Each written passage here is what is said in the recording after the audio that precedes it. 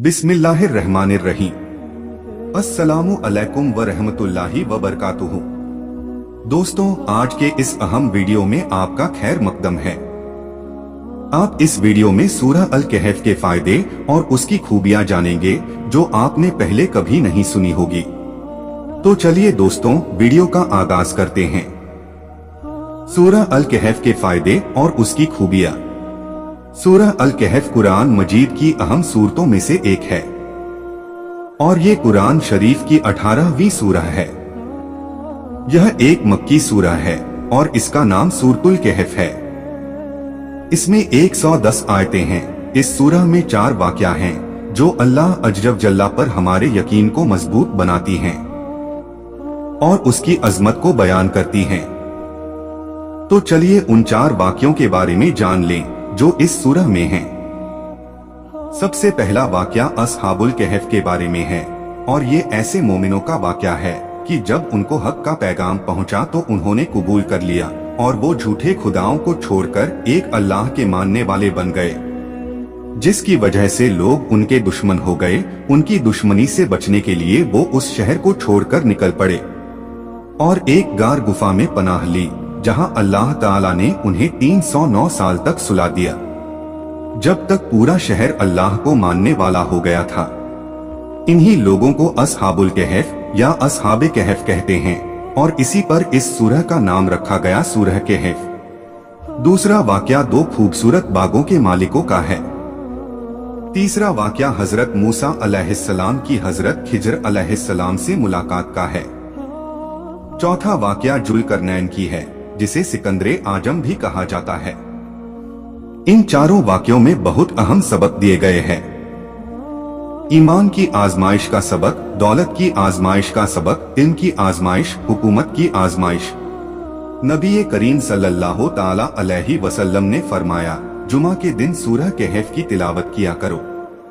मदनी आका सल्लल्लाहु ताला अलैहि वसल्लम ने फरमाया, जुमा के रोज सूरह कहफ की तिलावत करने वाले के लिए 2 जुमों के दरमियान एक रोशन नूर होता है।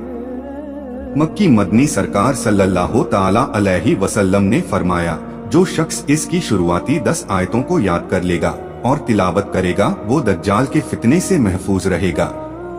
याद रहे, दज्जाल का फितना वो फितना है जिससे हर नबी अलैहिस्सलाम ने अपनी कौम को डराया है। प्यारे आका सल्लल्लाहु ताला अलैहि वसल्लम ने फरमाया, जिसने सूरतुल कहफ को इस तरह पढ़ा जिस तरह नाजिल हुई, तो वो इसके लिए कयामत के रोज नूर होगी। मक्का से लेकर जहाँ तक वो रहता है वहाँ तक के लिए नूर होगी। एक सहाबी थे जो अपने घर के सहन में कुरान मजीद की तिलावत कर रहे थे। घोड़ा भी बंधा हुआ था और चारपाई पर उनका बेटा भी सो रहा था। उनका दिल चाहता था कि वो ऊंची आवाज में तिलावत करें, लेकिन जब वो ऊंची आवाज में तिलावत करते तो घोड़ा बिदकने लगता।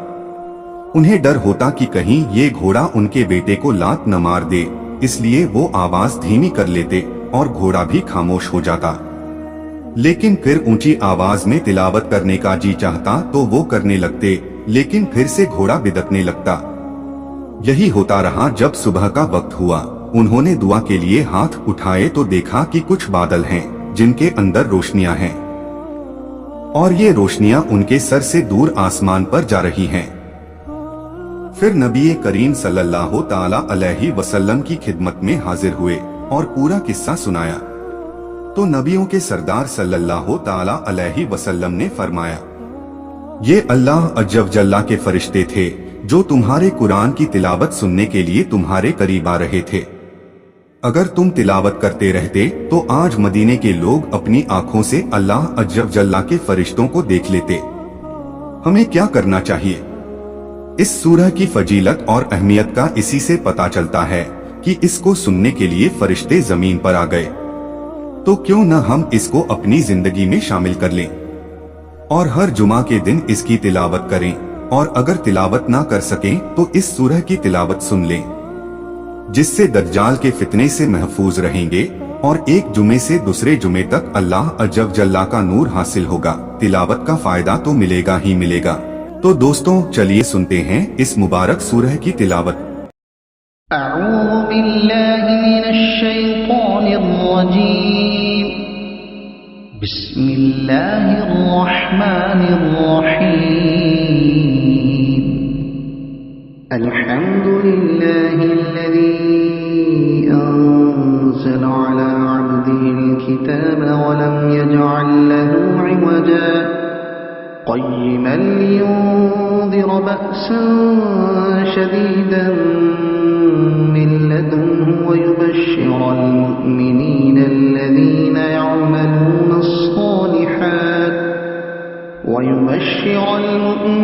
الذين يعملون الصالحات أن لهم أجرا حسنا ماكثين فيه أبدا وينذر الذين قالوا اتخذ الله ولدا ما لهم به من علم ولا لآبائهم كبرت كلمة تخرج من أفواههم إن يقولون إلا كذبا فلعلك باقع نفسك على آثارهم إن لم يؤمنوا بهذا الحديث أسفا إنا جعلنا ما على الأرض زينة لها لنبلوهم أيهم أحسن عملا وإنا لجاعلون ما عليها صعيدا جرزا أم حسبت أن أصحاب الكهف والرقيم كانوا من آياتنا عجبا إذ أوى الفتية إلى الكهف فقالوا ربنا آتنا من لدنك رحمة وهيئ لنا من أمرنا رشدا فضربنا على آذانهم في الكهف سنين عددا ثم بعثناهم لنعلم أي الحزبين أحصى لما لبثوا أمدا نحن نقص عليك نبأهم بالحق إنهم فتية آمنوا بربهم وزدناهم هدى وربطنا على قلوبهم إذ قاموا فقالوا ربنا رب السماوات والأرض لن ندعو من دونه إلها لقد قلنا إذا شططا هؤلاء قومنا اتخذوا من دونه آلهة لولا يأتون عليهم بسلطان بين فمن أظلم ممن افترى على الله كذبا وإذ اعتزلتموهم وما يعبدون إلا الله فأووا إلى الكهف ينشر لكم ربكم من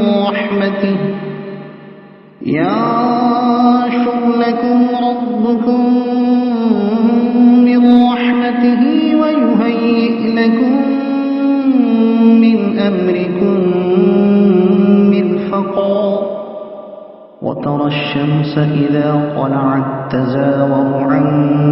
كهفهم ذات اليمين وإذا غربت تقرضهم ذات الشمال وهم في فجوة منه ذلك من آيات الله من يهد الله فهو المهتد ومن يضلل فلن تجد له وليا مرشدا وتحسبهم أيقاظا وهم رقود ونقلبهم ذات اليمين وذات الشمال وكلبهم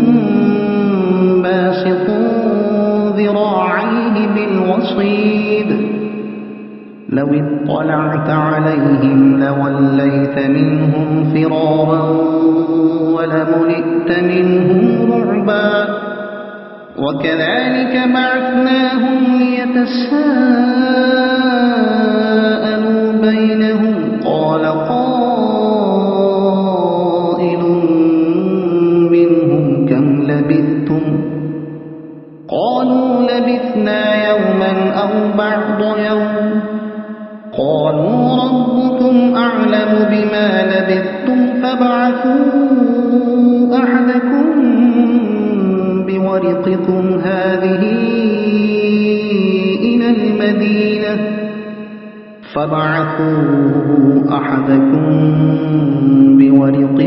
هذه إلى المدينة فلينظر أيها أزكى طعاما فليأتكم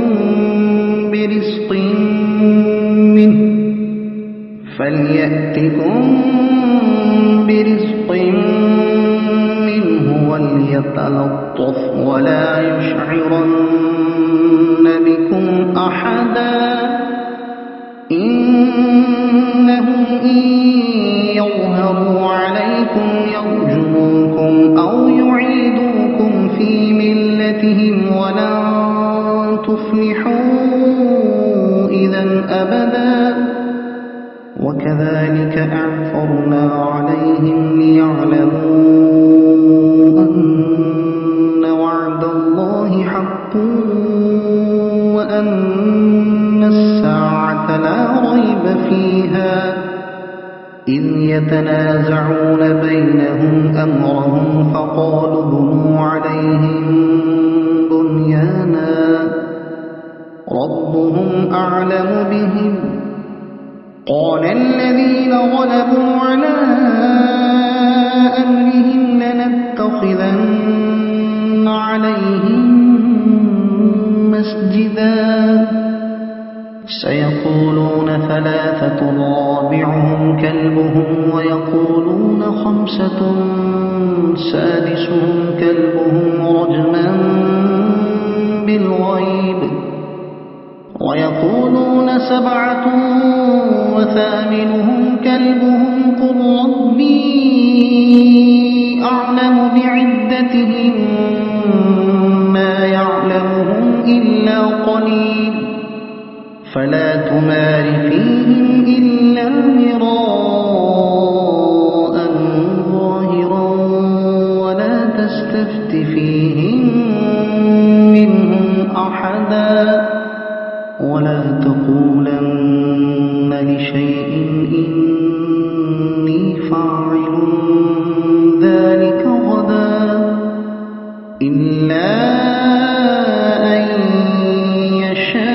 يشاء الله واذكر ربك إذا نسيت وقل عسى أن يهديني ربي لأقرب من هذا رشدا ولبثوا في كهفهم 300 سنين وازدادوا 9 قل الله أعلم بما لبثوا له غيب السماوات والأرض أبصر به وأسمع ما لهم من دونه من ولي ولا يشرك في حكمه أحدا واتل ما أوحي إليك من كتاب ربك لا مبدل لكلماته ولن تجد من دونه ملتحدا واصبر نفسك مع الذين يدعون ربهم بالغداة والعشي يريدون وجهه ولا تعد عيناك عنهم تريد زينة الحياة الدنيا ولا تطع من أغفلنا قلبه عن ذكرنا واتبع هواه وكان أمره فرطا هو وقل الحق من ربكم فمن شاء فليؤمن ومن شاء فليكفر إنا أعتدنا للظالمين نارا أحاط بهم سرادقها وإن يستغيثوا يغاثوا بماء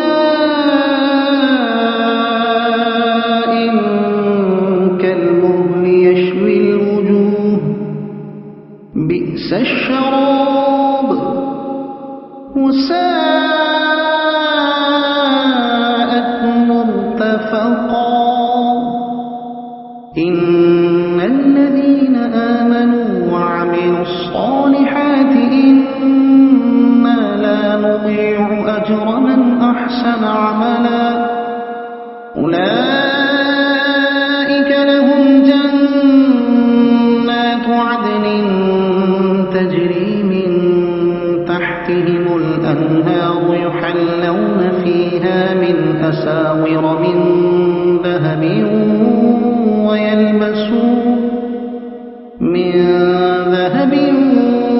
ويلبسون ثيابا خضرا من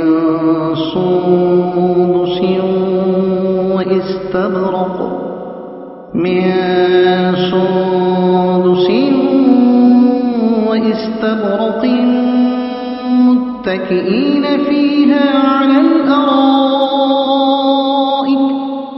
واستبرق متكئين فيها على الأرائك نعم الثواب وحسنت مرتفقا واضرب لهم مثل الرجلين جعلنا لأحدهما جنتين من أعناب وحففناهما بنخل وجعلنا بينهما زرعا كلتا الجنتين آتت أكلها ولم تظلم منه شيئا وفجرنا خلالهما نهرا وكان له ثمر فقال لصاحبه وهو يحاوره أنا أكثر منك مالا وأعز نفرا ودخل جنته وهو ظالم لنفسه قال ما أظن أن تبيد هذه أبدا وما أظن الساعة قائمة ولئن رددت إلى ربي لأجدن خيرا منها منقلبا قال له صاحبه وهو يحاوره أكفرت بالذي خلقك من تراب ثم من نطفة ثم سواك رجلا لكن هو الله ربي ولا أشرك بربي أحدا ولولا إذ دخلت جنتك قلت ما شاء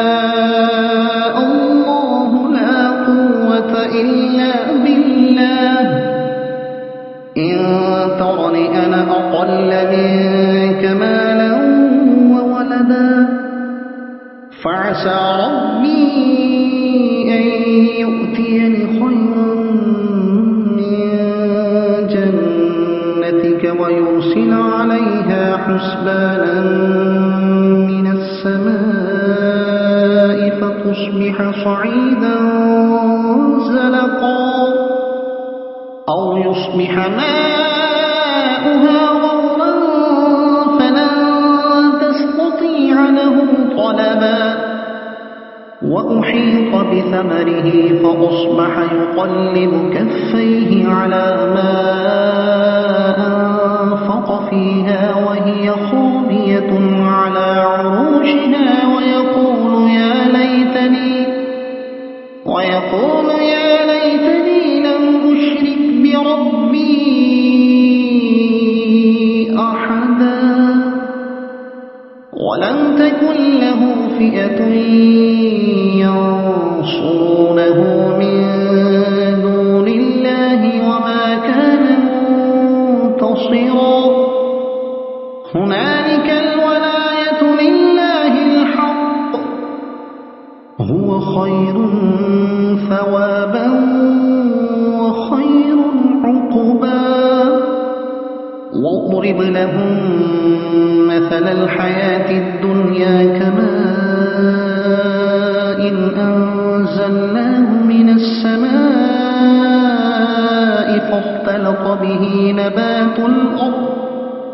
فاختلط به نبات الأرض فأصبح هشيما تذروه الرياح وكان الله على كل شيء مقتدرا المال والبنون زينة الحياة الدنيا والباقيات الصالحات خير عند ربك ثوابا وخير أملا ويوم نسير الجبال وترى الأرض بارزة وحشرناهم فلم نغادر منهم أحدا وعرضوا على ربك صفا لقد جئتمونا كما خلقناكم أول مرة بل زعمتم أن لن نجعل لكم موعدا ووضع الكتاب فترى المجرمين مشفقين مما فيه ويقولون يا ويلتنا ما لهذا الكتاب لا يغادر صغيرة ولا كبيرة إلا أحصاها ووجدوا ما عملوا حاضرا ولا يظلم ربك أحدا وإذ قلنا للملائكة اسجدوا لآدم فسجدوا إلا إبليس كان من الجن ففسق عن أمر ربه أفتتخذونه وذريته أولياء من دوني وهم لكم عدو بئس للظالمين بدلا ما أشهدتهم خلق السماوات والأرض ولا خلق أنفسهم وما كنت متخذ المضلين عضدا ويوم يقول نادوا شركائي الذين زعمتم فدعوهم فلم يستجيبوا لهم وجعلنا بينهم موبقا ورأى المجرمون النار فظنوا أنهم واقعوها ولم يجدوا عنها مصرفا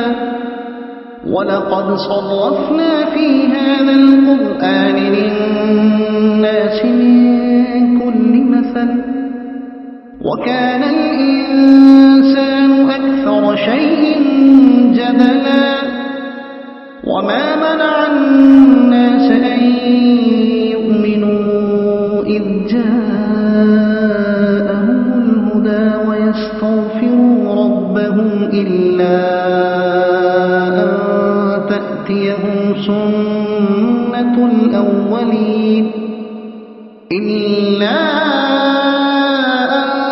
تأتيهم سنة الأولين أو يأتيهم العذاب قبلا وما نرسل المرسلين إلا مبشرين ومنذرين ويجادل الذين كفروا بالباطل ليضحكوا به الحق واتخذوا آياتي وما أنذروا هزوا ومن أظلم ممن ذكر بآيات ربه فأعرض عنها ونسي ما قدمت يداه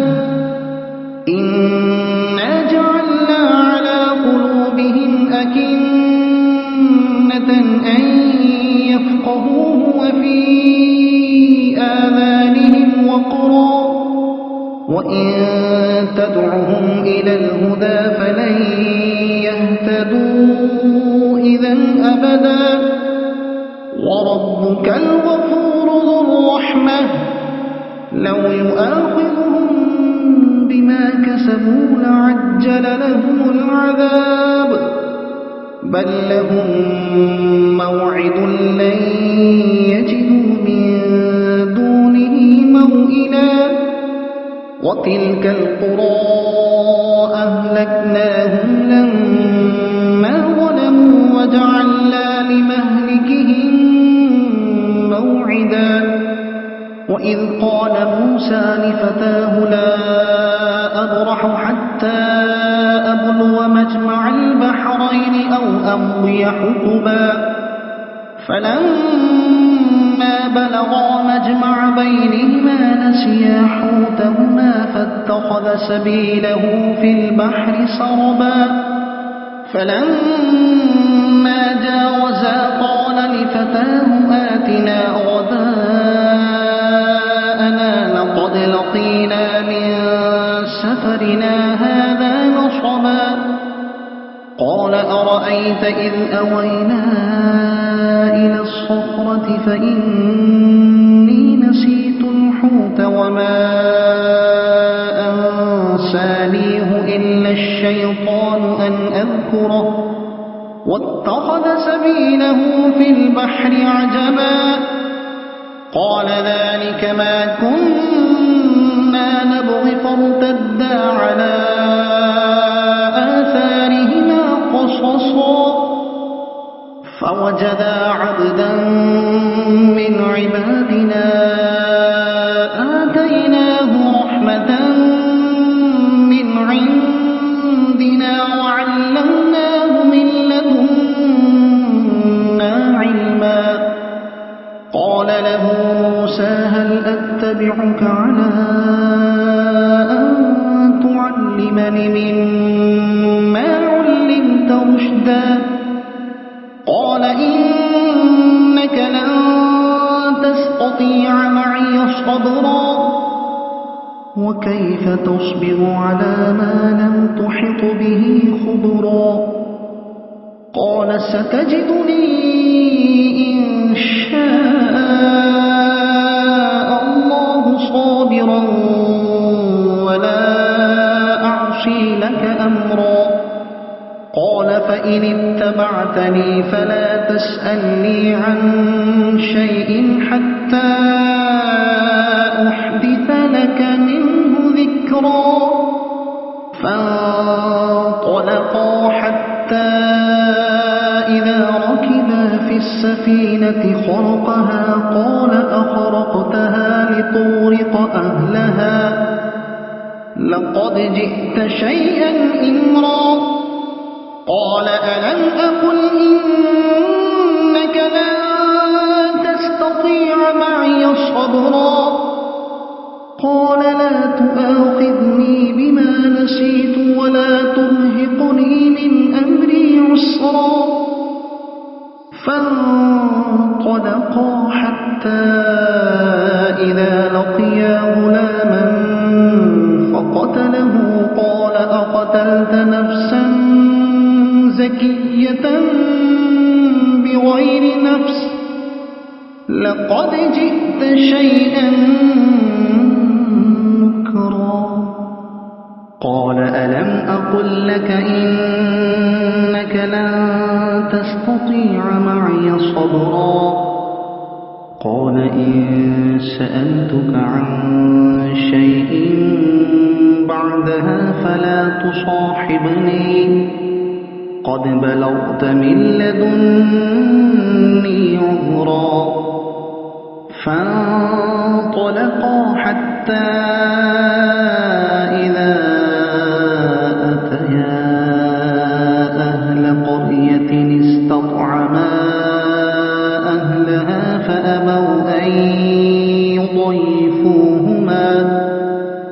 فأبوا أن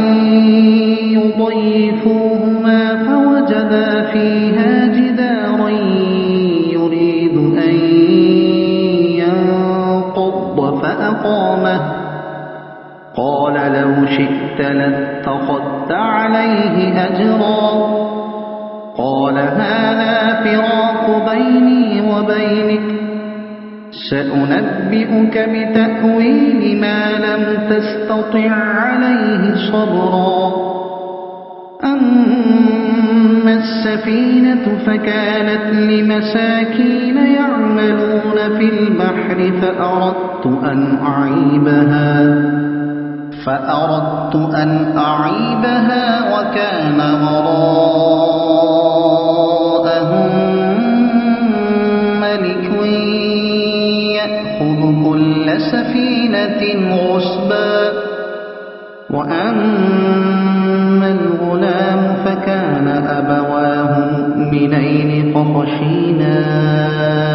أن يرهقهما طغيانا وكفرا فأردنا أن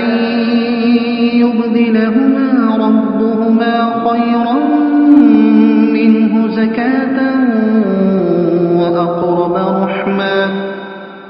وأما الجدار فكان لغلامين يتيمين في المدينة وكان تحته كنز لهما وكان أبوهما صالحا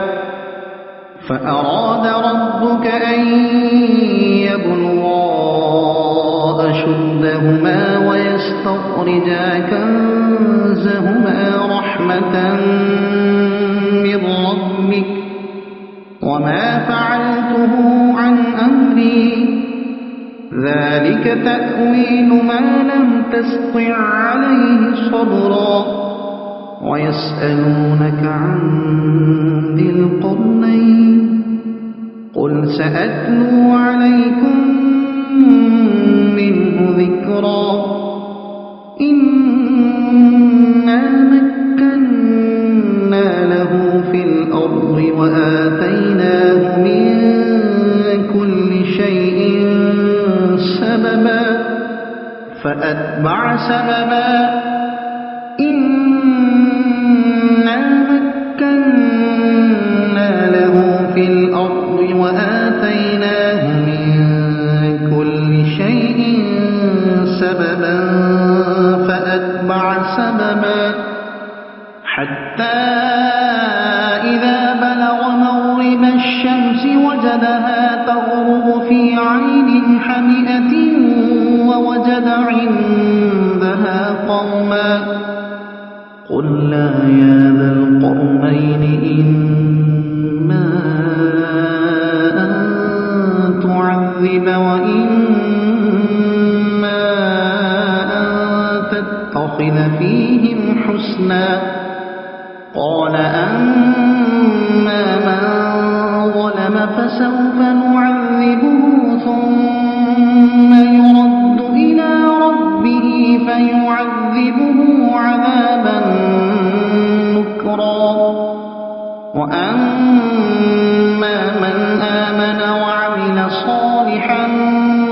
فله جزاء الحسنى وسنقول له من أمرنا يسرا ثم أتبع سببا حتى إذا بلغ مطلع الشمس وجدها تطلع على قوم لم نجعل لهم من دونها سترا كذلك وقد أحطنا بما لديه خبرا ثم أتبع سببا حتى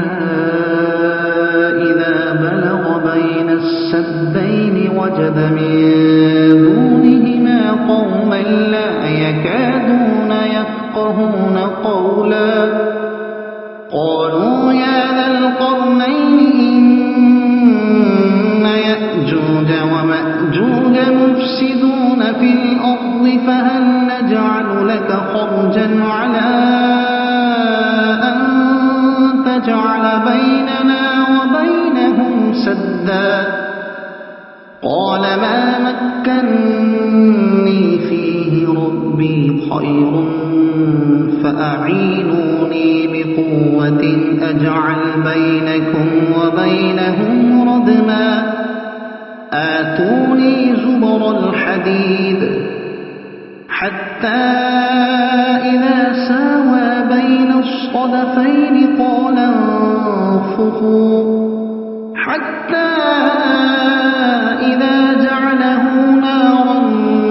قال آتوني أفرغ عليه قطرا فما استطاعوا